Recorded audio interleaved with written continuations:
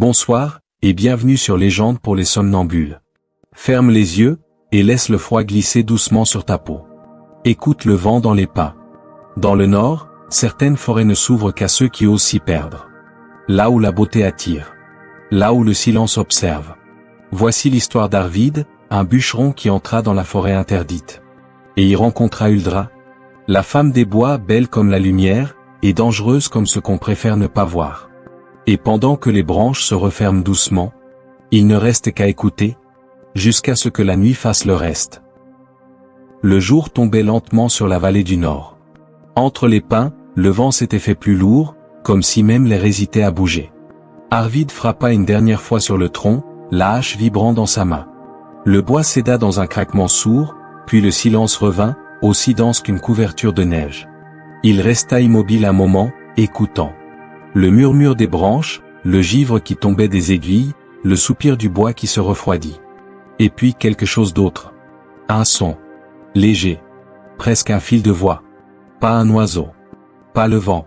Une mélodie, lointaine, qui semblait glisser entre les troncs, portée par le froid lui-même. Une voix de femme, douce comme la lumière de l'aube sur la glace. Arvid posa la hache. Ses doigts tremblaient, non pas de peur, mais d'un frisson ancien, instinctif. Personne ne chantait dans ces bois à cette heure-là. Les forêts du nord n'étaient pas faites pour les chants humains. Il tendit l'oreille. La voix reprit, un peu plus proche cette fois. Aucune parole, seulement une suite de notes claires, lentes, qui semblaient faites pour se perdre.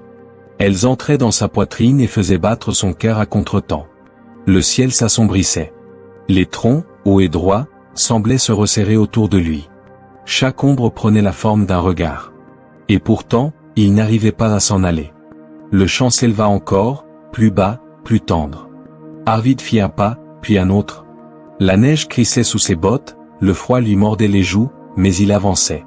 L'appel venait du nord du bois, là où les arbres forment un cercle que les anciens appelaient la clairière des âmes. Il ne l'avait jamais vue. On disait qu'elle n'existait que pour ceux qui n'avaient plus peur. Le son se tut. D'un coup, Arvid s'arrêta, haletant, le souffle blanchissant l'air devant lui. Plus rien. Juste le craquement sec d'une branche sous ses pieds.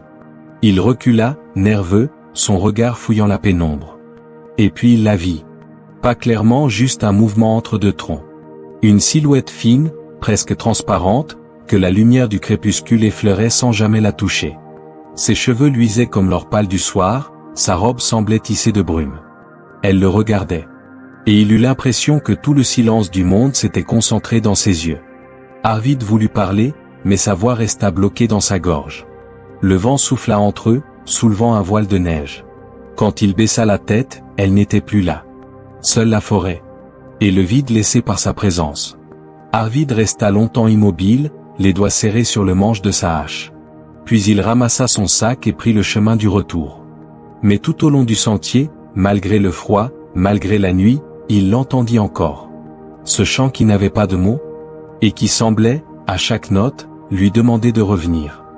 La nuit l'accompagna jusqu'au dernier tournant. Au loin, la lueur basse des maisons découpait des rectangles d'or sur la neige. Arvid pressa le pas. Le chant flottait encore dans sa mémoire comme une buée chaude sur une vitre froide. Il crut l'entendre une dernière fois, ou peut-être n'était-ce que le vent dans les épicéas. Il poussa la porte de la maison.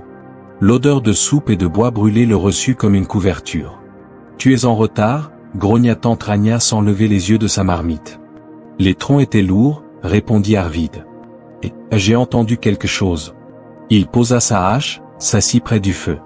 Les flammes léchaient la fonte en petits claquements. Rania tourna enfin la tête. Ses yeux gris cherchaient la vérité avant les mots. Quelque chose ? Une voix. Dans la forêt. Rania pinça les lèvres. Elle traça un signe discret sur sa poitrine, comme pour fermer une porte qu'il venait d'entr'ouvrir. « Tu as mal dormi, voilà tout.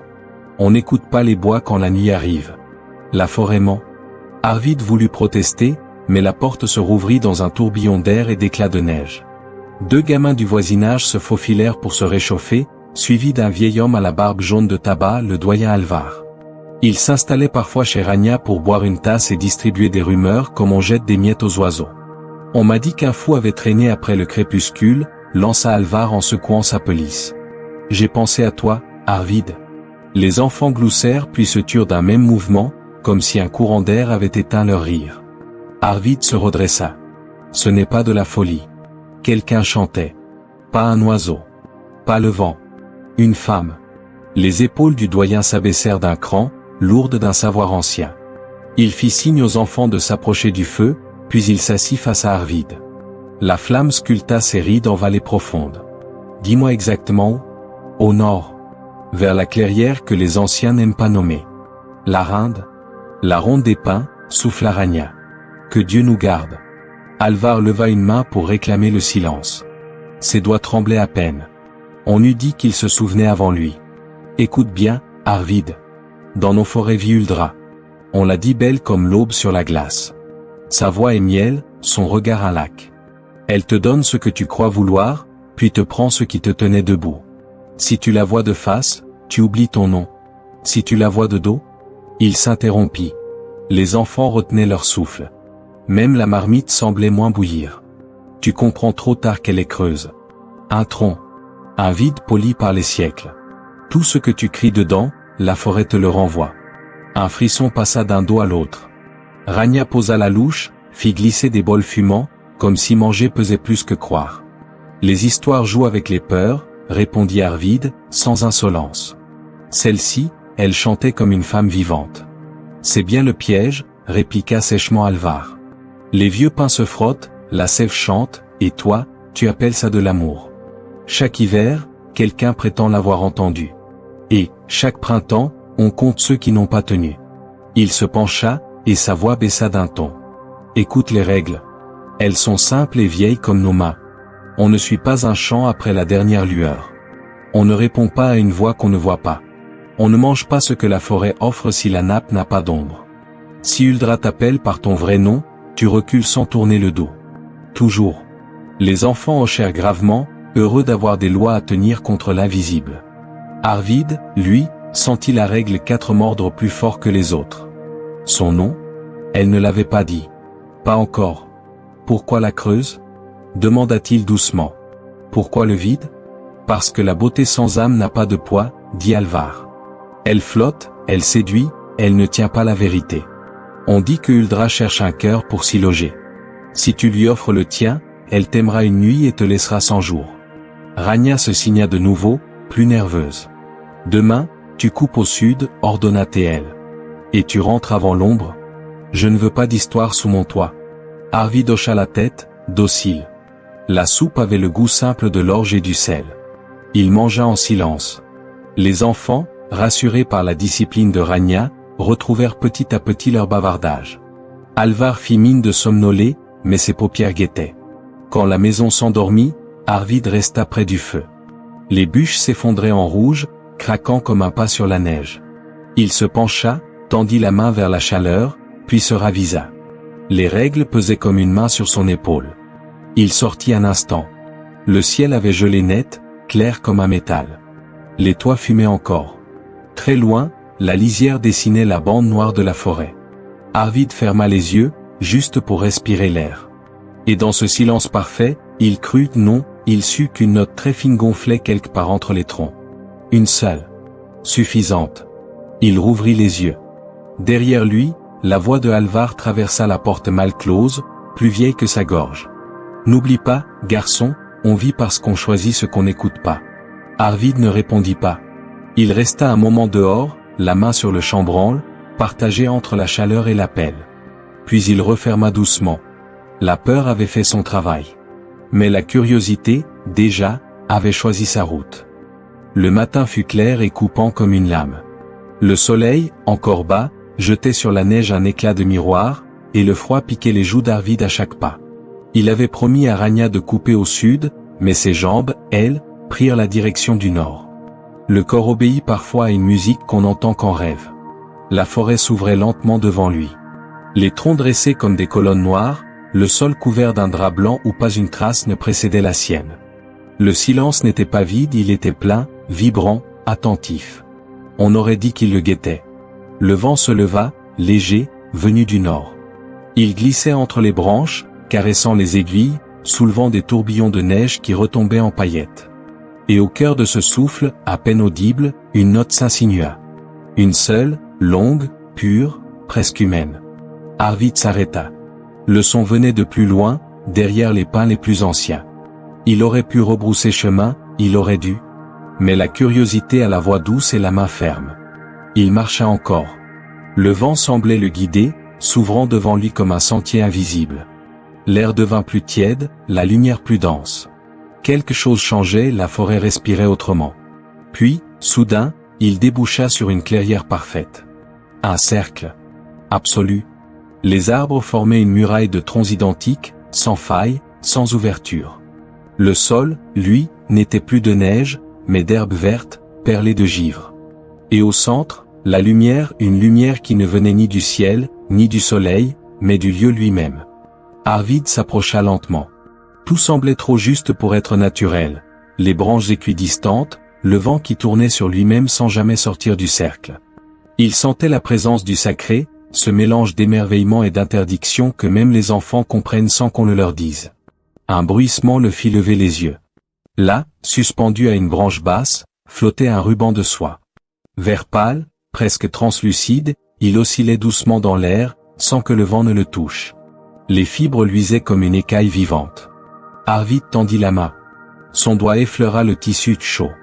Pas tiède, vivant. Un frisson remonta jusqu'à son épaule. Il crut sentir, un instant, une peau sous la soie, un souffle dans le tissu. Puis, un battement d'ailes, ou peut-être un soupir. Les arbres frémirent tous ensemble. Le ruban glissa entre ses doigts et tomba à ses pieds. Arvid recula. Le vent s'arrêta net. Plus rien ne bougeait. Même la lumière semblait suspendue, comme en attente. Il fit un pas hors du cercle, rien. Un pas dedans, la brise revint. Deux mondes, séparés par une ligne invisible. Alors il comprit, cette clairière n'était pas un lieu. C'était une porte. Et il venait de poser la main sur la poignée. Arvid ramassa le ruban. Sous ses doigts, la matière changea, la soie devint écorce, puis de nouveaux tissus. Sur le bord, brodé en fil d'argent, un symbole, une spirale ouverte, semblable à un œil. Il l'enroula autour de son poignet, sans réfléchir, comme on garde un talisman trouvé dans la neige. À ce moment-là, le vent revint. Fort, froid, mais doux, comme une respiration. Et dans ce vent, le chant. Clair, pur, plus proche cette fois. Il leva les yeux. Entre deux troncs, une silhouette. Blonde, fine, vêtue de lumière. Son visage n'était qu'un contour, ses yeux de reflet. Elle ne bougeait pas. Et pourtant, il eut l'impression qu'elle venait vers lui. Arvid voulut parler, mais le son de sa voix mourut dans l'air. La femme ou l'ombre d'une femme inclina lentement la tête. Puis elle recula, disparaissant dans la brume verte qui montait du sol. La clairière reprit son souffle. Le ruban se serra autour de son poignet, comme s'il se souvenait du contact. Arvid resta là longtemps, figé, incapable de savoir s'il venait de rêver. Mais lorsqu'il franchit la limite du cercle, la neige revint d'un coup, les pins retrouvèrent leur odeur de résine, et le monde redevint ordinaire. Il ne se retourna pas. Mais derrière lui, au cœur de la clairière, un écho s'éleva. Une voix, douce, claire, presque reconnaissante. « Reviens !»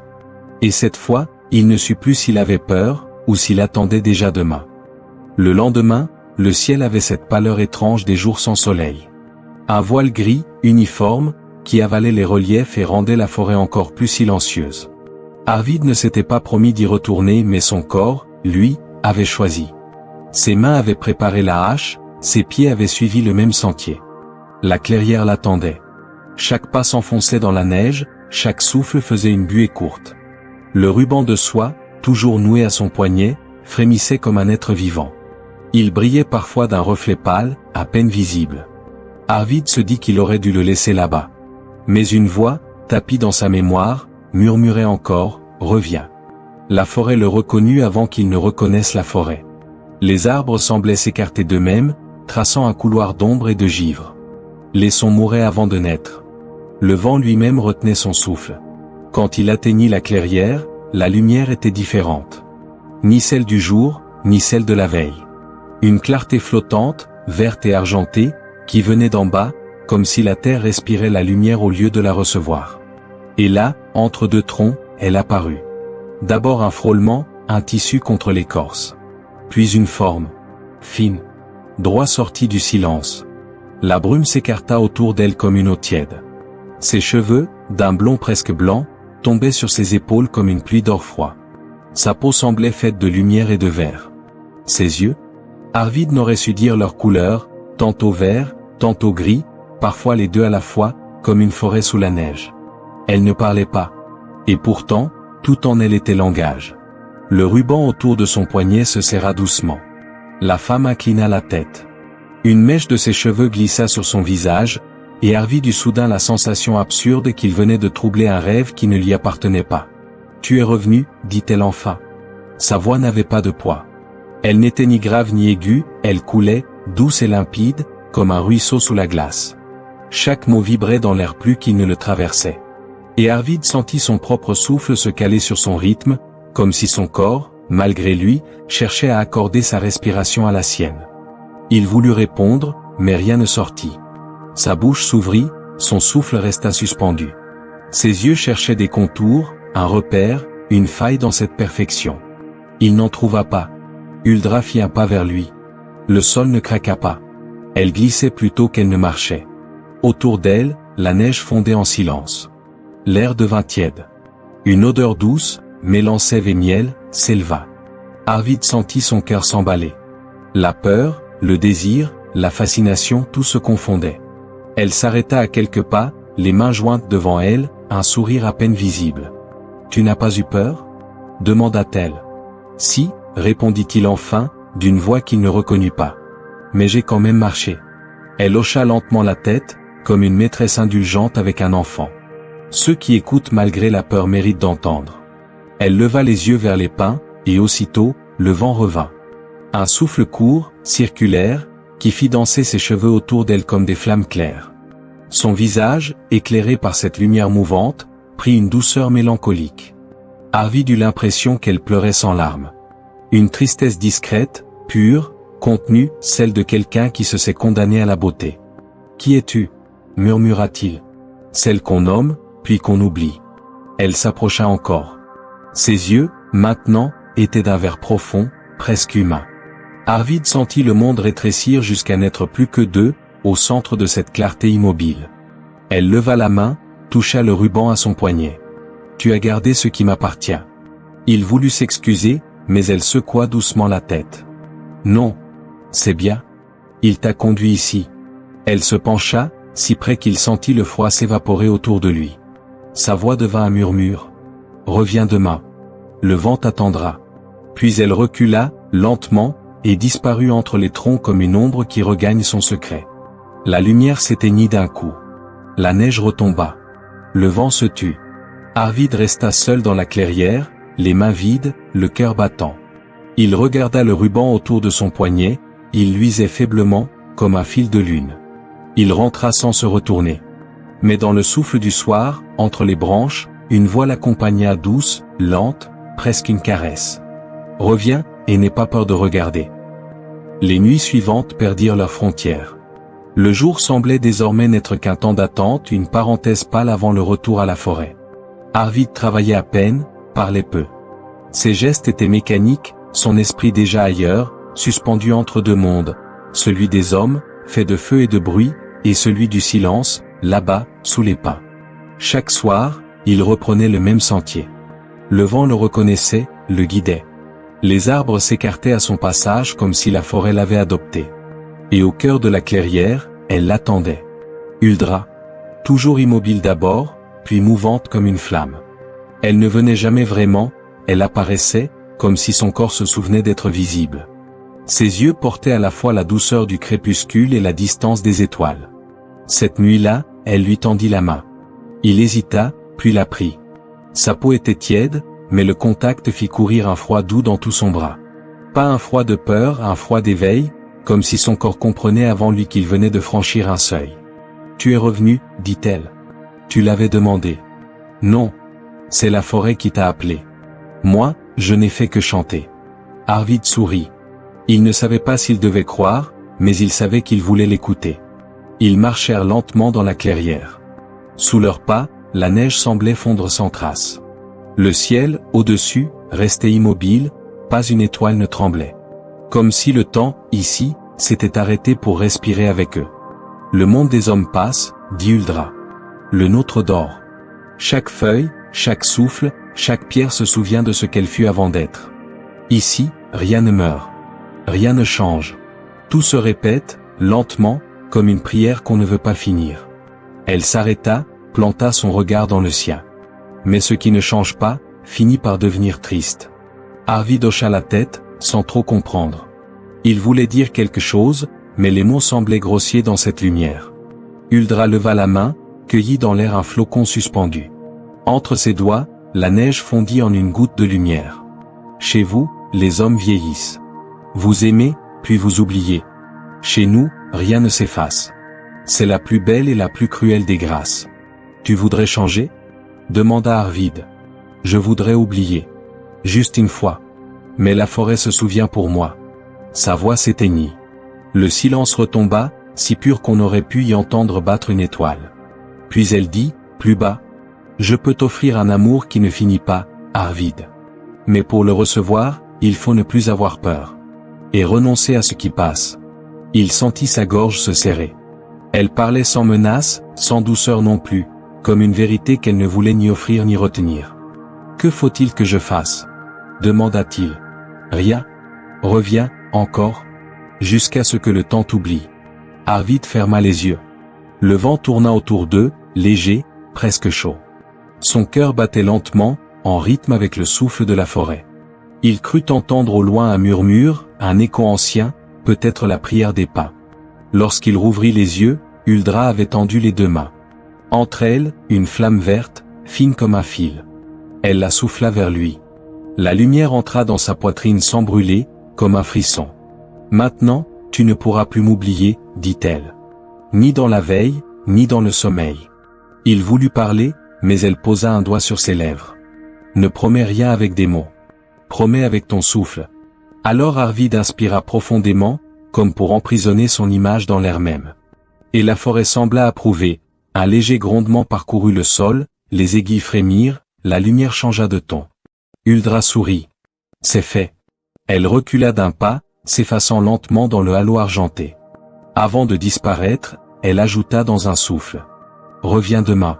Chaque nuit, le temps dort un peu plus. Et quand le vent se tut, Arvid sut qu'il venait de faire une promesse qu'il ne comprenait pas encore mais qu'il tiendrait, quoi qu'il en coûte. Cette nuit-là, le ciel s'était couvert d'un voile argenté. Aucune étoile, aucun vent. Un silence suspendu, comme avant un rêve. Arvid sentit qu'il n'allait pas vers la forêt mais qu'elle venait à lui. Chaque pas semblait le porter sans effort. Le sol respirait doucement sous ses bottes, les arbres s'écartaient, les ombres glissaient en cadence. Et soudain, au bout du sentier, une lueur dorée se mit à palpiter. La clairière avait changé. Là où hier s'étendait l'herbe froide, s'élevait maintenant un festin. De longues tables couvertes de nappes blanches, de coupes d'or, de fruits aux couleurs impossibles. Des chandelles flottaient dans l'air, leurs flammes s'enfumaient. La musique venait des arbres eux-mêmes, le frottement des branches formait une mélodie douce et lente, pareille à une prière. Huldra l'attendait au centre, drapée d'une robe claire qui semblait faite de lumière tissée. Ses cheveux tombaient comme une cascade de miel froid. Elle souriait, et autour d'elle, le monde entier semblait respirer à son rythme. « Entre, dit-elle. Ce soir, la forêt veut te connaître. » Arvid avança, le cœur battant. Le froid avait disparu, l'air sentait la sève et le vin. Des silhouettes dansaient entre les troncs, ni homme ni esprit, mais quelque chose entre les deux, fait de brume et de chair, d'ombre et de sourire. Ils levaient leur coupe en le saluant, sans bruit, leurs yeux luisants comme des pierres vertes. « Bois, lui dit Huldra, en lui tendant un gobelet d'or. « Qu'est-ce que c'est? Ce que tu désires. » Il regarda le liquide, une lueur verte y tournoyait lentement. Il but, hésitant. Le goût n'avait pas de nom doux, ancien, presque familier, comme un souvenir d'enfance retrouvé. Son esprit s'allégea. Le monde devint vaste, sans bord. Les rires montèrent. Les convives tournoyaient dans la clairière, et leurs pas soulevaient des étincelles. Le temps se dilata. Tout vibrait d'une beauté si parfaite qu'elle en devenait irréelle. Arvid ferma les yeux, grisé. Quand il les rouvrit, Huldra dansait devant lui. Sa robe se mêlait à la lumière, ses pieds effleuraient le sol. Il ne savait plus s'il la voyait ou s'il la rêvait. Elle s'approcha, posa ses mains sur ses épaules, et murmura. Tu vois, Arvid? La forêt s'est donné ce que le monde t'a refusé. Est-ce un rêve? Tout ce qui dure assez pour être aimé devient vrai. Elle l'embrassa. Ses lèvres étaient froides comme la première neige, mais son souffle brûlait. Un instant, il crut sentir la terre tourner plus lentement. Son cœur battait au rythme des tambours invisibles qui vibraient sous leurs pieds. Puis, soudain, quelque chose changea. Un craquement. Une dissonance minuscule, dans la musique des arbres. Arvid cligna des yeux. Le vin dans les coupes avait noirci. Les fruits sur la table pourrissaient à vue d'œil, se couvrant de moisissures vertes. Les chandelles tremblaient. Et les danseurs avaient cessé de bouger. L'un d'eux, figé, tourna lentement la tête vers lui. Ses yeux n'étaient plus que deux cavités sombres. Son sourire s'était pétrifié. La peau se fendait en plaques d'écorce. Les doigts, noueux, devenaient des branches. En quelques secondes, la silhouette tout entière se transforma en tronc sec, les bras dressés comme des racines inversées. Le cœur d'Arvid se serra. Les autres convives suivaient le même sort, un à un, se figèrent, se changèrent en pain, en bouleaux, en souches tordues. Leurs visages, emprisonnés dans l'écorce, semblaient encore chanter sans voix. « Huldra » cria-t-il. Elle ne bougeait pas. Son regard avait changé, plus profond, plus ancien. Elle le fixait avec une douleur qu'il ne comprenait pas. « Ce n'est pas pour te faire peur, dit-elle doucement. C'est pour que tu saches. Chaque illusion que la forêt offre finit par se nourrir de ce qu'elle a aimé. Pourquoi me montrer cela? Parce que tu dois choisir. » Autour d'eux, le festin s'effaçait. Les nappes devenaient poussière, les coupes s'enfonçaient dans le sol. La lumière s'éteignait peu à peu, avalée par la brume. Huldra posa une main sur son cœur. « Vois, Arvid, ce monde-ci ne peut te garder sans te prendre. Tu peux revenir, mais chaque fois, une part de toi restera ici. » Le vent se leva, sifflant entre les arbres nouveaux les corps figés des anciens invités. Leurs visages semblaient le suivre du regard. Arvid fit un pas en arrière. Le ruban sur son poignet se mit à brûler. Et alors seulement, il sentit la peur. La vraie. Celle qu'on ressent quand la beauté se fend, et qu'on aperçoit, dessous, le gouffre. Il recula encore, la lumière se brouilla, la forêt devint floue. Puis tout disparut d'un coup, la musique, les arbres, la clarté. Il se retrouva seul, debout dans la neige, la lune au-dessus de lui, les mains vides. Le vent soufflait, glacé. Dans son poignet, le ruban était redevenu simple soie. Mais en son cœur, un vide s'était creusé. Un vide beau, profond, et dangereux comme un appel qu'on ne peut plus oublier. Le matin le trouva déjà loin des pas. Il marchait sans se retourner, les mains tremblantes, le souffle court, comme un homme qui s'éveille d'un rêve trop vaste pour sa poitrine. La neige craquait sous ses pas, une neige réelle, dure, sans mystère. Pour la première fois depuis des jours, il sentit le froid. Un froid d'homme, pas celui de la forêt. Quand il aperçut les premières maisons, une étrange tristesse le prit. La fumée qui montait des cheminées lui parut trop droite, trop grise. Le son des marteaux sur le métal, trop net. Tout semblait réduit à sa fonction. Les choses ne respiraient plus. Il entra au village au moment où les femmes sortaient les seaux d'eau gelée. On le salua, d'un signe rapide. Il répondit, mais sa voix sonnait faux, étrangère. Même les chiens, d'ordinaire curieux, reculèrent sur leurs pas. Arvid sentit alors que la forêt l'avait suivi, non pas dans son ombre, mais dans son regard. Ragna l'attendait, debout dans la cour, les bras croisés, les joues rouges de colère et d'inquiétude mêlées. 3 nuits, Arvid. 3 nuits sans rentrer. Tu veux qu'on te croie mort? Il chercha une excuse, mais aucune parole humaine ne semblait convenir. Comment expliquer ce qu'il avait vu? Comment dire la lumière qui respire, les festins de brume, les visages qui deviennent arbres? Même sa bouche refusait d'y croire. J'étais dans les bois, répondit-il simplement. J'ai dû perdre la notion du temps. Ragna souffla, exaspéré. Les bois, toujours les bois. C'est elle, n'est-ce pas? Celle dont le vieux Alvar parle? Tu crois qu'on ne voit pas ton regard? On dirait qu'il regarde à travers les choses. Il ne répondit pas. Elle fit un signe de croix rapide, puis s'en alla vers la grange, comme pour s'éloigner du mal qu'elle ne pouvait nommer. Arvid entra. Le feu crépitait, mais sa chaleur lui parut tiède. Les flammes, sans parfum, sans voix. Le bois ne chantait plus. Il tendit les mains vers la lueur, espérant y retrouver un peu de ce qu'il avait senti sous les pas. Mais rien ne vibra. Il passa la journée à marcher dans le village. Chaque chose semblait à sa place et pourtant déplacée. Les visages familiers n'avaient plus de relief, les voix passaient à travers lui. Les rires sonnaient trop vite, comme des pierres sur la glace.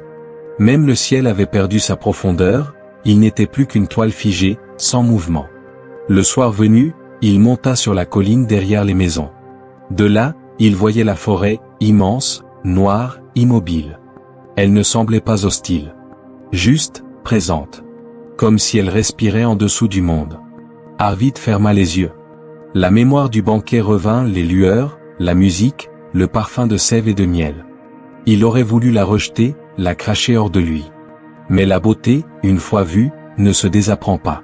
Elle devient une absence qui mord. Il posa la main sur son poignet. Le ruban de soie y était toujours. Il ne brillait plus, mais sa chaleur persistait, comme la trace d'une main sur la peau. « Qu'as-tu fait de moi » murmura-t-il. Le vent lui répondit, sec et bref, ramenant avec lui l'odeur de la résine. Pas un mot, mais un souvenir. Un souffle. Il le reconnut. Alors il comprit, il pouvait fuir la forêt, mais non l'effacer. Elle vivait désormais en lui, dans ses gestes, dans ses silences, dans la façon dont il regardait le monde. Et plus il tentait de s'en défaire, plus le monde d'ici lui paraissait étranger. La nuit tomba, d'un seul bloc. Les fenêtres s'illuminèrent au loin, comme des lucioles prisonnières. Arvid resta sur la colline, à mi-chemin entre le feu des hommes et le souffle des arbres. Il pensa à Huldra, à son regard plein de ciel, à la promesse qu'il avait faite sans la comprendre. Une étoile passa, unique, puis disparut derrière la cime noire des pins. Et dans ce passage furtif, il sentit le lien se tendre à nouveau. Invisible. Inévitable. Le froid s'insinua dans ses vêtements. Il descendit lentement, les mains dans les poches, sans oser se retourner. Car au fond, il savait, si jamais il revoyait la clairière, il n'en reviendrait plus tout à fait. Le jour suivant, le village s'éveilla plus tôt qu'à l'accoutumée. L'air semblait plus sec, plus dur. Les gens parlaient bas, mais leurs regards pesaient. Partout où Arvid passait, les conversations se taisaient. Il sentit cette lourdeur dans l'air, celle qu'on réserve à ceux qu'on ne comprend plus. À la forge, un homme détourna les yeux. À la fontaine, une femme fit le signe de croix en murmurant. Les enfants, d'ordinaire si prompts à rire, reculèrent sur son passage. Même le vieux chien du voisin gronda, sourdement. Ragna l'observait depuis la porte. Son visage n'était plus en colère, mais fermé, usé d'inquiétude. Quand il s'approcha, elle parla sans lever la voix. « Ils disent que tu as été marqué. Que la forêt t'a pris quelque chose. » « Ce ne sont que des histoires, » répondit Arvid, mais son ton manquait de conviction. Elle s'écarta pour le laisser entrer. Le feu était presque éteint. Sur la table, un bol fumait encore, soupe froide, oubliée. « Le doyen veut te voir, » dit-elle simplement. « Et prends garde à tes mots. » Il hocha la tête, puis sortit. Devant la grange, 3 hommes l'attendaient, Alvar, le doyen, accompagné de 2 anciens. Tous 3 avaient la barbe blanche, le regard terne de ceux qui ont trop vu les saisons mourir. Alvar fit signe. « Viens, Arvid. Nous devons parler. » Ils marchèrent jusqu'à la grande salle, un vieux bâtiment de pierre où l'on réglait jadis les disputes de chasse. À l'intérieur, une odeur de résine et de cire flottait. Le feu crépitait dans le foyer central, projetant sur les murs les ombres tremblantes des vieillards. Arvid resta debout, les mains jointes derrière le dos. Alvar tourna lentement autour de lui, le scrutant comme un homme jauge un tronc malade. « On dit que tu as franchi la clairière. »« J'y suis allé, oui. »« Et que tu l'as vu ?» Un long silence. Arvid sentit son cœur battre. « Je l'ai vu. » Les anciens échangèrent un regard, mi-peur, mi-pitié. L'un d'eux se signa. Alvar soupira. « Alors c'est vrai ?»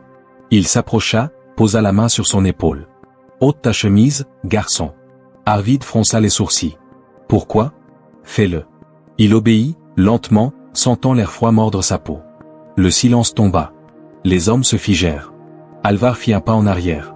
Sur l'omoplate d'Arvid, à la limite du cou, brillait une marque. Fine, circulaire, presque belle. Une spirale de sève dorée, incrustée dans la peau, comme une cicatrice lumineuse. À chaque battement de son cœur, elle semblait pulser doucement. Par le ciel, murmura un ancien. C'est la trace du bois. Alvar baissa la tête. Tu es marqué, Arvid. La forêt t'a reconnu. Reconnu ? Ou réclamé ? Les deux se ressemblent. Il fit le tour du feu, se tenant les mains dans le dos. Tu as entendu sa voix, bu son air, marché dans son cercle. C'est assez pour qu'elle te garde. Je n'ai rien fait de mal. Non. Mais le mal ne demande pas qu'on le fasse. Il s'installe là où la peur hésite. Les deux autres anciens hochèrent gravement la tête. L'un dit, « Ceux qui portent le signe ne vivent jamais vieux parmi les hommes. Et ceux qui l'arrachent meurent aussitôt, » ajouta l'autre. Arvid ferma les yeux, tenta d'inspirer. Il sentit la marque tiédir, comme si elle respirait. Elle n'était ni douleur ni plaie, juste un rappel. Alvar posa une main sur son épaule nue. « Tu n'es plus tout à fait des nôtres, Arvid. Tu le sens, n'est-ce pas ?» Il voulut nier, mais les mots ne vinrent pas.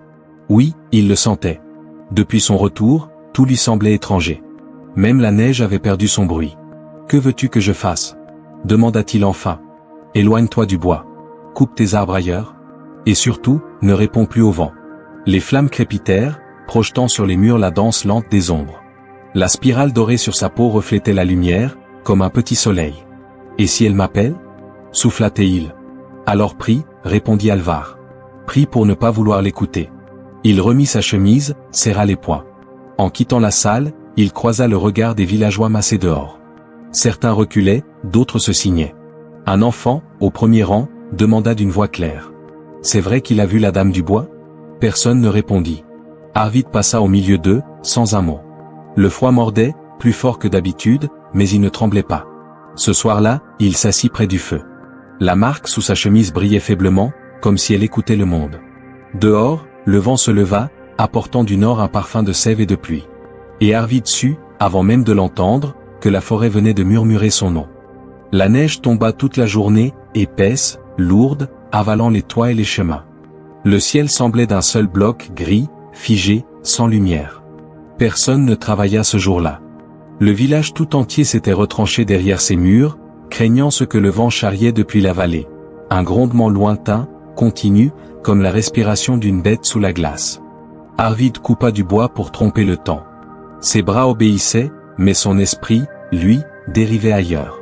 Chaque coup de hache lui renvoyait une image, les yeux de Huldra, la lueur verte sous la peau, le banquet qui pourrissait dans le silence. Depuis qu'il avait vu la marque sur son dos, il sentait la forêt en lui, comme une fièvre qui ne retombe pas. Vers la fin de l'après-midi, le vent se leva. Pas une brise, un souffle hurlant, chargé de neige et d'électricité. Les portes claquèrent, les bêtes s'agitèrent dans les étables. Ragna vint refermer les volets avec force. « La tempête arrive du nord, dit-elle. Celle-là, on ne l'a pas vue depuis des années. » Arvid hocha la tête. Mais sous le fracas du vent, un autre son monta.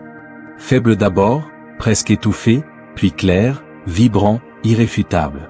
Une voix. Sa voix. Le chant de Huldra. Il lâcha la hache.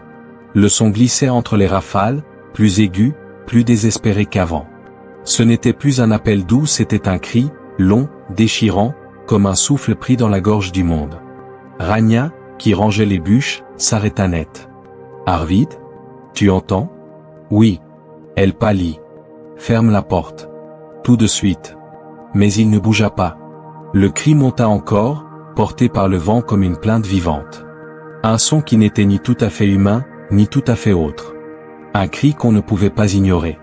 Arvid sentit sa marque brûler dans son dos. Une chaleur insupportable, comme si la sève dorée coulait à nouveau sous sa peau. Chaque battement de cœur amplifiait la douleur. Le vent s'engouffra par les interstices de la fenêtre, et dans ce souffle, il entendit distinctement. « Arvid, aide-moi. » Il fit un pas vers la porte. Ragna se jeta devant lui, le regard fou. « Tu n'y vas pas. Tu ne peux pas. Elle souffre. Ce n'est pas une femme. C'est un piège. » Il la repoussa doucement. « Peut-être. Mais si elle appelle, c'est qu'elle a peur. Et si la peur atteint les créatures des bois, alors quelque chose de pire approche. » Elle voulut parler, mais il avait déjà pris sa cape. Le vent lui arracha la porte des mains. La neige l'engloutit aussitôt. Dehors, la nuit était blanche. Le monde n'avait plus de forme, plus d'horizon. Juste des ombres mouvantes, des éclairs de glace. Il marcha, aveuglé, guidé par la voix. Chaque fois qu'il croyait la perdre, elle revenait plus lointaine, plus douloureuse. Le vent hurlait, les arbres ployaient, mais lui avançait, penché contre la bourrasque, jusqu'à sentir l'odeur familière de la sève et du miel. La clairière. Il la reconnut sans la voir. L'air y vibrait d'une lumière verte, diffuse, comme une respiration sous la tempête. Au centre, une forme. Huldra. Elle était agenouillée, les mains dans la neige. Ses cheveux collaient à son visage, sa robe se déchirait sous le vent. Elle criait encore, sans mots, un son pur, continu, presque inhumain. Arvid tomba à genoux près d'elle. Huldra. Elle releva la tête. Ses yeux, d'ordinaire clairs, étaient noirs, profonds comme l'eau d'un lac sans fond. Sa peau luisait de fissures, d'où s'écoulait une sève dorée. Elle saignait lumière. « Qu'est-ce qui t'arrive » demanda-t-il, la voix tremblante. « Ils m'ont oublié, murmura-t-elle. Le vent les a effacés, les hommes, les promesses, les chants. Et moi, je ne peux pas mourir. » Ses doigts glacés agrippèrent sa manche. « Tu m'as vu, Arvid. Alors tu me portes. » La marque sur son dos brûla plus forte encore. Le vent hurla, puis s'apaisa brusquement, comme si le monde retenait son souffle. « Dis-moi quoi faire, » dit-il. « Reste. Juste cette nuit. Que quelqu'un se souvienne. » Il hocha la tête. La neige tombait toujours, mais plus doucement. Il passa un bras autour d'elle, sentant son corps léger comme une feuille. Elle posa la tête contre son épaule. Le temps s'arrêta. La forêt s'endormit. Le cri s'éteignit. Et dans ce silence parfait, Huldra murmura. « Tu vois, même les ombres ont froid, parfois. » Arvid ferma les yeux. Il n'était plus sûr d'être vivant, ni sûr de rêver. Mais il sut une chose, la peur s'était changée en pitié, et la pitié en devoir. Au loin, les premières lueurs de l'aube tentaient de percer la tempête. La vallée, lentement, retrouvait sa voie. Quand la tempête s'éloigna, elle laissa derrière elle un monde lavé, muet, presque pur. La neige s'étendait en nappes lisses, vierge de toute trace. Le soleil d'hiver tentait de percer, mais sa lumière semblait hésiter, trop faible pour réveiller la vallée. Arvid, lui, n'avait pas dormi. La marque sur son dos avait cessé de brûler, mais il en sentait encore le pouls, discret, régulier comme un rappel, un battement qui ne lui appartenait plus vraiment. Il savait ce qu'il devait faire. La forêt l'attendait. Il prit la route au lever du jour, sans hache, sans cap. L'air était coupant, mais il n'en avait cure. Chaque pas l'enfonçait un peu plus dans ce silence épais qui sépare les vivants des rêveurs. Les arbres se tenaient droits, immobiles, leurs branches chargées de givre. Sous leurs troncs, le sol luisait, respirant à peine.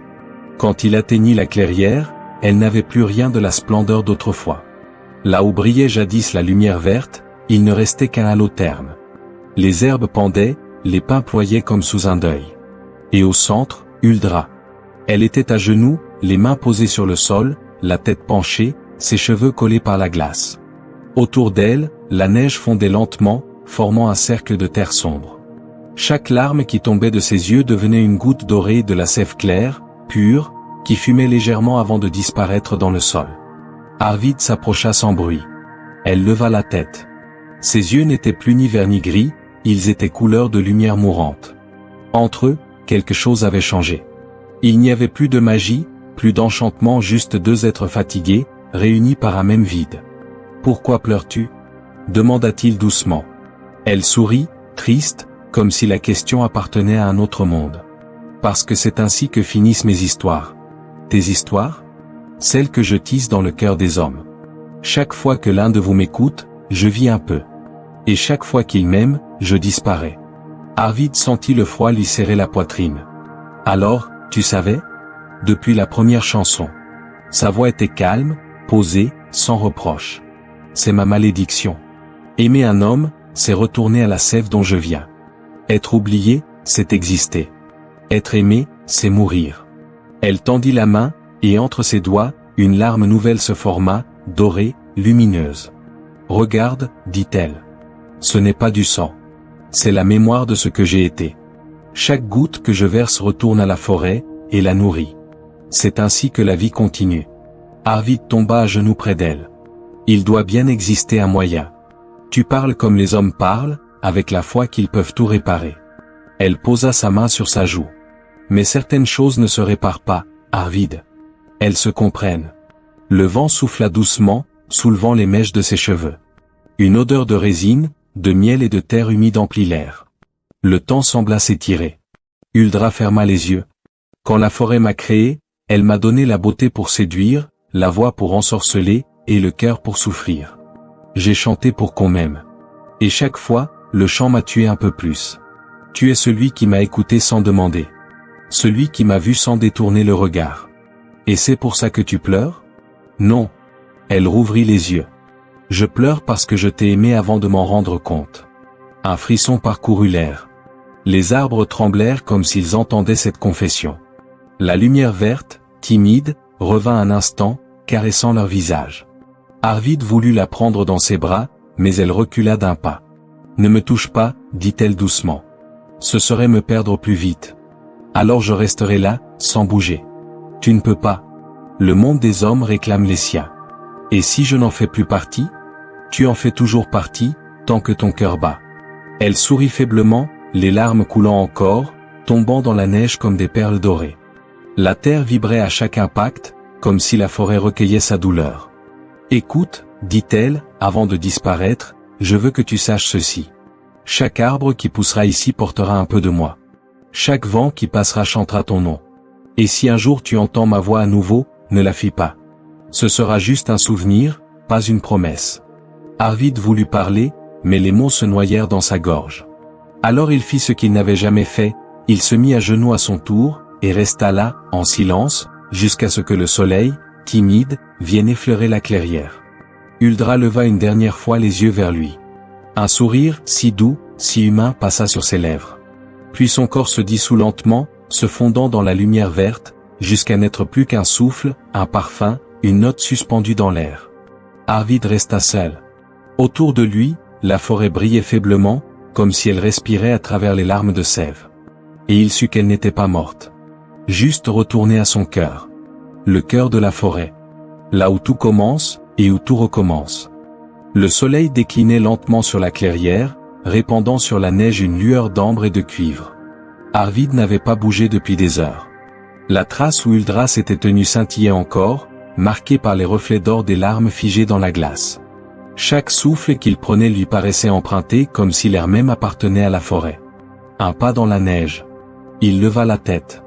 Huldra était revenue. Ou peut-être ne s'était-elle jamais vraiment enfuie. Sa forme était plus floue, plus pâle, presque translucide.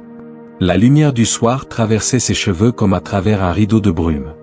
Ses yeux semblaient pleurer encore, mais sans tristesse. Une douceur nouvelle s'était posée sur elle, celle de ceux qui ont accepté leur fin. « Tu es encore là, dit-elle. Où voudrais-tu que j'aille » répondit Arvid d'une voix rauque. Elle s'approcha, lente, ses pieds ne laissant pas d'empreinte. « Tu dois partir, Arvid. »« Non.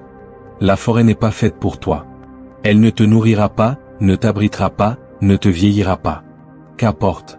Je resterai. » Huldra sourit, ce sourire à peine visible qui contenait plus de douleur que de joie. « Tu ne comprends pas. Ce n'est pas moi que tu sauverais, c'est toi que tu perdrais. » Arvid fit un pas vers elle. « Je ne veux pas rentrer. Là-bas, tout est mort. Les voix, les visages, même la lumière. Je ne respire qu'ici. Tu respires parce que tu te souviens. » Elle posa sa main sur sa poitrine. Sous sa paume, il sentit la marque battre, régulière, chaude. « Ce n'est pas la forêt qui t'a choisi, Arvid. C'est ton cœur. Et ton cœur appartient encore aux hommes. » Il voulut la retenir, mais sa main traversa son bras. Une sensation étrange le parcourut, pas le froid, mais une absence de chaleur, comme le vide d'un souffle qu'on oublie de rendre. « Si tu restes, reprit-elle, tu oublieras ton nom, ton visage, ta voix. La forêt t'aimera, oui, mais comme on aime la pluie, pour disparaître dans la terre. Alors prends-moi, dit-il. Que tout finisse ici. » Elle secoua la tête. « Non. Le monde des hommes doit garder sa lumière. Sans toi, il n'en aura plus une trace. » Arvid sentit son regard vaciller. « Et toi ? Moi, je suis faite d'ombre et de mémoire. Je ne peux pas suivre la lumière. » Un silence. Les arbres semblaient retenir leur souffle. La forêt entière écoutait. Huldra s'approcha encore. Ses traits se fondaient lentement, comme s'ils se mêlaient à la brume. Elle posa une main contre sa joue. Ses doigts étaient si légers qu'il douta de les sentir vraiment. « Tu as fait ce qu'aucun homme n'avait fait avant toi, dit-elle. Tu m'as vu. Pas ma beauté, pas ma magie. Moi. Et c'est pour cela que je dois te laisser partir. » Elle se pencha, si près qu'il sentit la caresse de ses lèvres sur les siennes. Un baiser, sans chaleur, sans poids, juste un souffle. Un instant suspendu entre deux mondes. Son souffle entra dans sa bouche, glacé, presque aérien. Arvid eut l'impression qu'elle lui volait la moitié de son âme, mais pour la lui rendre purifiée. Leurs fronts se touchèrent. Le vent se leva, doux et rond, tourbillonnant autour d'eux comme un dernier adieu. « N'oublie pas ce que tu as vu ici, murmura-t-elle. Quand le monde te semblera éteint, rappelle-toi, tout ce qui brille finit par revenir à la terre. » Il ferma les yeux. Lorsqu'il les rouvrit, Huldra s'était déjà mise à se dissoudre. Ses contours vibraient, se mêlant à la lumière. Une pluie fine de poussière dorée tombait à l'endroit où elle se tenait. Huldra. Le vent porta son nom à travers les pins. Un dernier souffle, clair, lointain, apaisé. Vie. Pour moi. Alors la forêt s'éteignit doucement. Le vent redevint simple vent. Et Arvid, seul au centre de la clairière, sentit pour la première fois que la vérité n'était pas un miracle, mais une promesse tenue. Il regarda le ciel. Le jour mourait lentement. Et dans le dernier rayon du soleil, il crut voir la brume danser encore. L'aube vint sans couleur. Un gris tendre, presque blanc, glissant sur la neige et les troncs comme un souffle de verre. Le monde semblait encore endormi, hésitant entre la nuit et le jour, entre ce qui vit et ce qui se tait. Arvid se tenait dans la clairière, transi, le cœur creux. Autour de lui, la forêt ne bougeait plus. Pas un bruit, pas un oiseau. Même le vent semblait attendre quelque chose, comme si le monde retenait son dernier battement avant la fin d'un sort.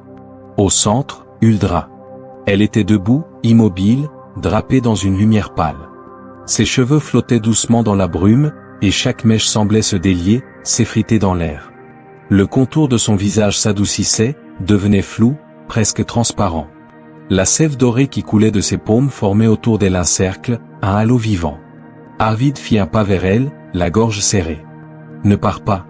Pas encore. » Elle tourna la tête, lui offrit un sourire doux, presque humain. « C'est déjà fait, Arvid. La forêt a choisi. Et si je t'en empêchais ? Tu ne peux pas arrêter la lumière quand elle décide de tomber. » Elle s'avança, ses pieds ne laissant plus d'empreintes sur la neige. « Ce n'est pas une mort. C'est un retour. » Son regard était calme, apaisé, presque joyeux. Le monde s'était refermé sur lui-même. Le chant, l'amour, la peur, tout dormait sous la glace. Mais toi, tu as rouvert la blessure. Et la blessure, c'est la vie. Une larme lui échappa, mais cette fois, elle ne devint pas de la sève. Elle tomba sur la neige et s'y perdit, comme une goutte d'eau parmi des milliers. « Si je pars, reprit-elle, c'est pour que la forêt respire à nouveau. Et moi, que vais-je devenir ? Toi, tu resteras l'écho. » Le vent se leva, lentement, gonflant la brume autour d'eux. Les arbres murmurèrent, un son profond, ancien, presque humain comme une prière à voix basse. La lumière changea, d'argent, elle devint or. Huldra leva les bras, les paumes ouvertes vers le ciel. Son corps se mit à luire doucement, se fragmentant en éclats fins des feuilles, des filaments, de la poussière. Sa robe devint un voile de brume, ses cheveux, une pluie de lumière. Arvid voulut la retenir, mais sa main ne rencontra que l'air. « Ne pleure pas, dit-elle d'une voix si douce qu'elle sembla sortir du vent lui-même. Je ne meurs pas, Arvid. Je redeviens ce que j'étais. » Il tomba à genoux.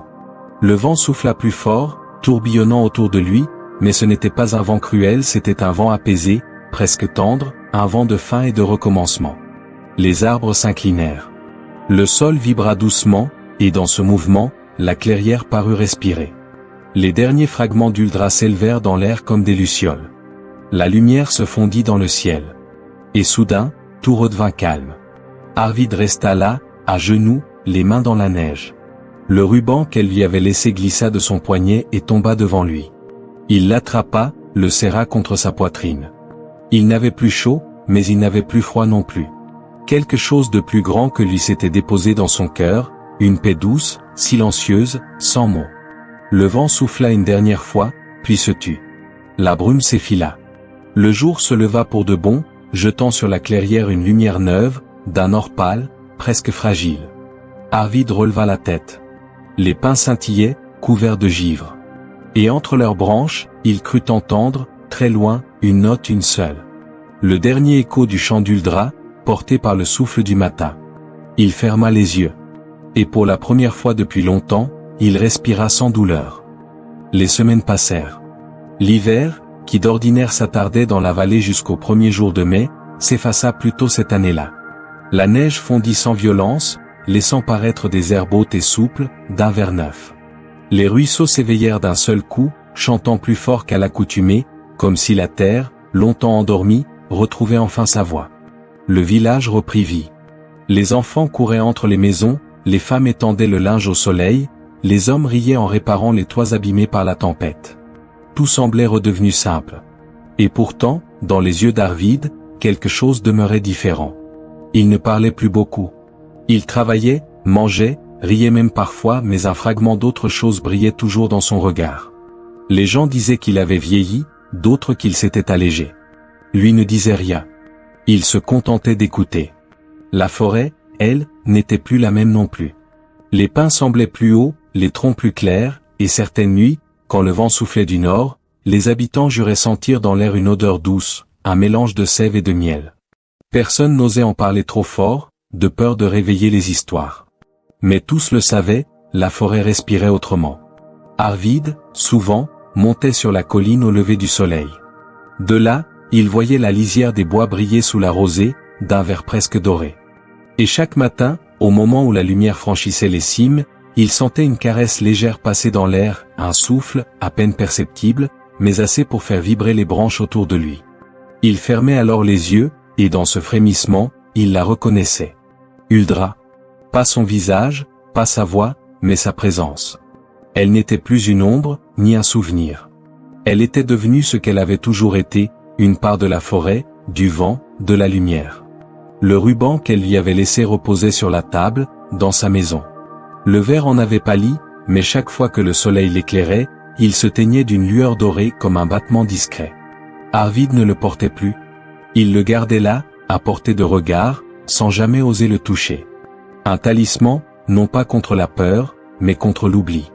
Un soir, alors que le crépuscule descendait doucement sur les toits, Rania vint s'asseoir près de lui. Ils restèrent longtemps sans parler. Puis elle demanda : « Elle t'a pris quelque chose, n'est-ce pas ?»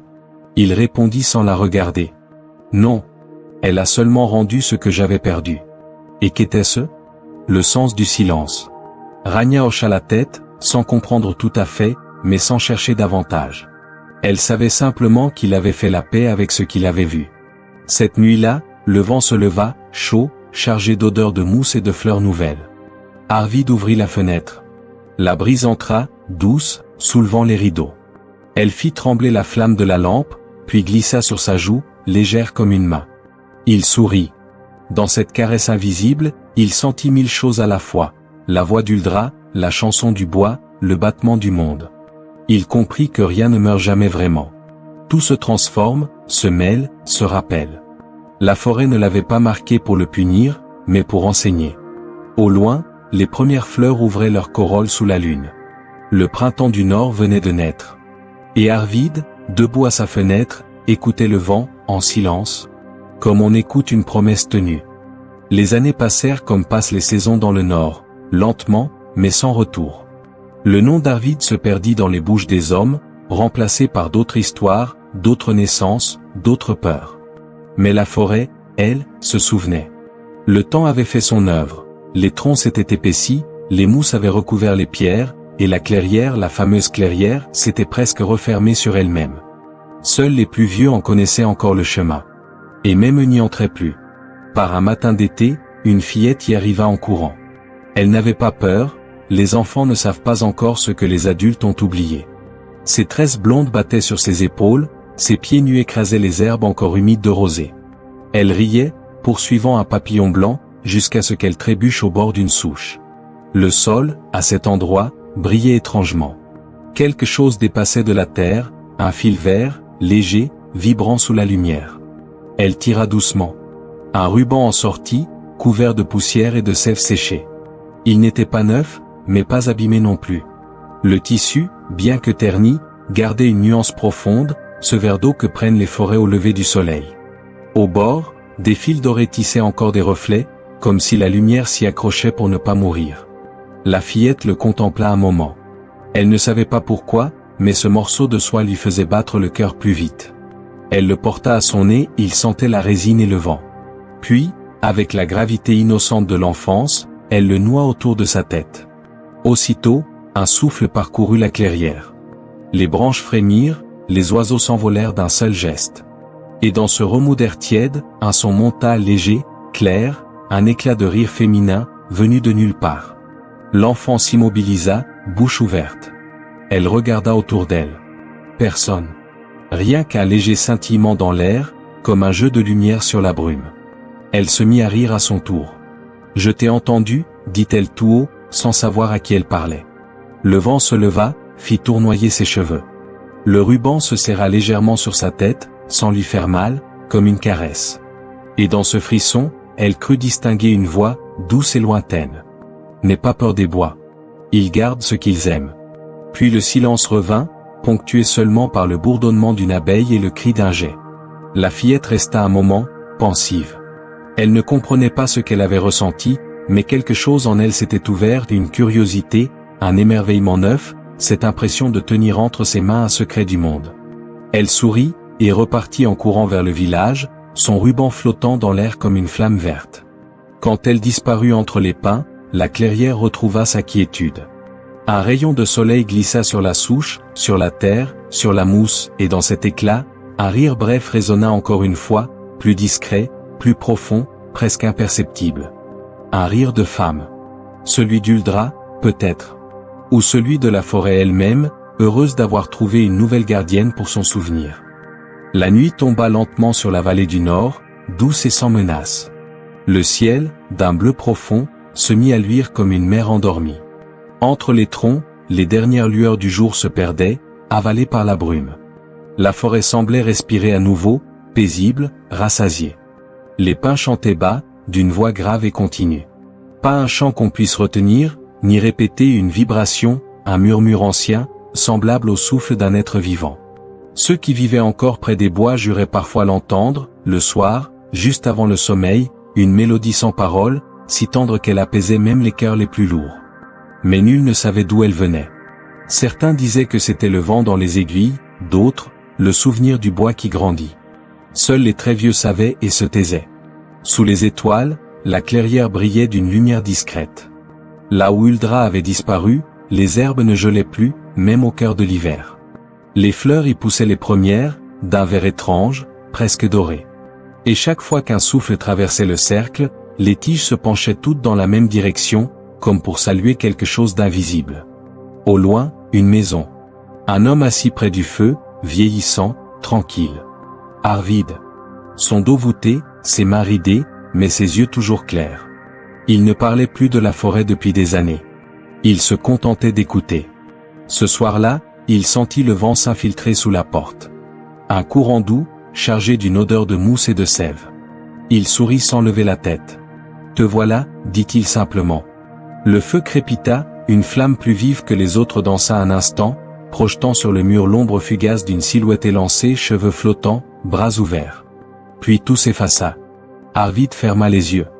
Le vent montait, léger, portant une chanson sans mots, un souffle pur, familier. Ce n'était plus un appel. C'était un souvenir. Une promesse tenue entre deux mondes. Dehors, les pins s'inclinèrent doucement. La lune se leva, blanche et ronde, posant sur la clairière un voile de paix.